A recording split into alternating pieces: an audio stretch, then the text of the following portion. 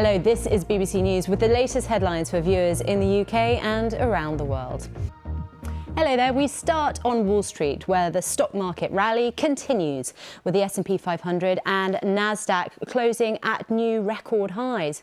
Why? Well, a few reasons. America's top companies are reporting better than expected results. The Senate is inching closer to passing President Biden's $1.9 trillion stimulus package. And there's been another fall in the number of Americans filing jobless benefits, a sign that the labour market is stabilising. There are still huge problems facing the world's biggest economy, but investors believe the flow of cheap money from the Federal Reserve will keep on coming. Now, it's not all good news on the markets, especially if you're one of the army of small investors who piled into the likes of GameStop in last week's social media-driven trading frenzy. GameStop shares slumped around 40% on Thursday. It's now at just over $50 a share, far cry from the $483 it was trading at last week.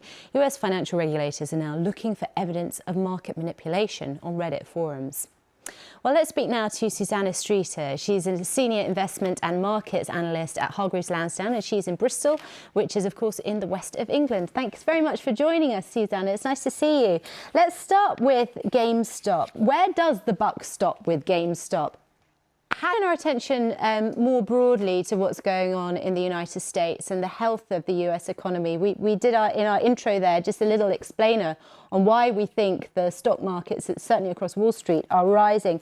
I wondered whether you had been looking into smaller companies in the United States, because they're sort of a better barometer, aren't they, of the domestic economy, of what's going on in the United States itself. Well, yes. Yes, thanks very much, Susanna Streeter in Bristol for us. Thank you. Let's talk Brexit now, because it's been more than a month since the UK left the EU trading bloc, and there's still no clarity on market access for British-based financial companies. The boss of one of the biggest, Barclays CEO Jess Staley, has told the BBC that the UK has already lost financial jobs to Europe. But he says the City of London now has a chance to plot a very different course and should focus on competing with Asia and the United States rather than the EU. Let's stay with Britain's future outside the EU. Key to the government's strategy for attracting investment is the setting up of free ports. These are special economic zones where normal tax and customs rules do not apply. The UK wants to set up 10 free ports around England. Today is the deadline for applications, and one of them is coming from the Thames estuary downriver from here, from London. Thames Freeport says it would create up to 25,000 jobs, offer training and upskilling opportunities, and unlock £400 million worth of port investment, benefiting communities right along the estuary. And they say they need that most. Well, Kate Willard is the chair of the Thames Estuary Growth Board, which is, of course, backing the bid. Thanks very much for joining us. Now, the government says that this will create thousands of jobs and unlock investment.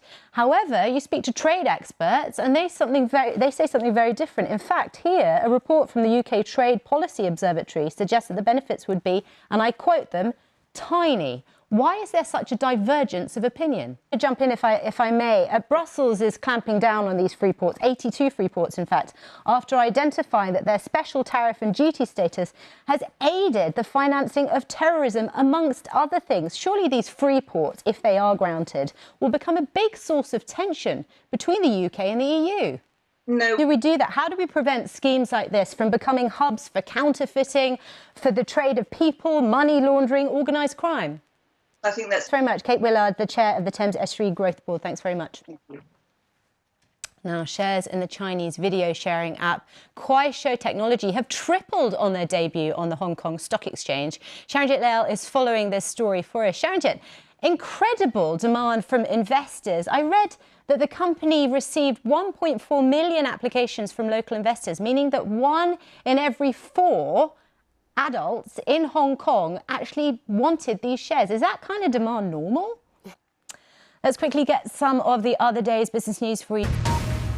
Do stay with us here on BBC News, still to come. Hello, this is BBC World News, the latest headlines for you. Now, the pandemic has supercharged the digital economy and stepped up investment in new technologies for delivering things like goods. Well, according to one estimate, business purchases of UAVs, unmanned aerial vehicles, or to you and me, drones, are expected to rise by 2/3 over the next 2 years. Their makers also believe that they have a key role to fight COVID. Germany's Wingcopter has raised $22 million to invest in delivering vaccines.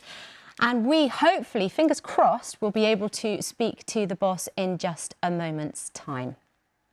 But first, do you know what a super app is? Do you have it? Do you have one of these things on your phone? I certainly don't, and I would quite like one. It's a single app to do the job of the hundreds, from messaging to shopping to transport to social media.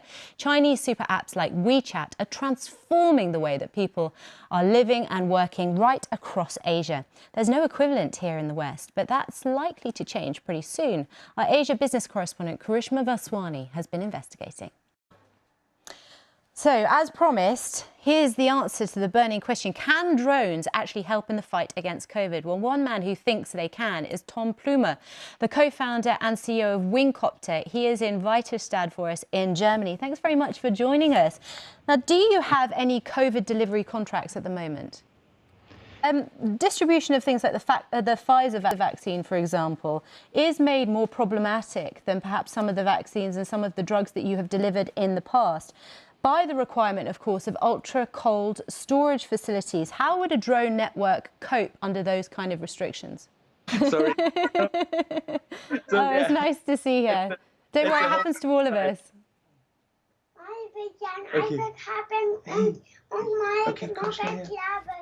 Unfortunately, we do have to go there. That was Tom Plumer there with his Strelitzia, the bird of paradise, and his daughter looking for a morning cuddle. See you soon.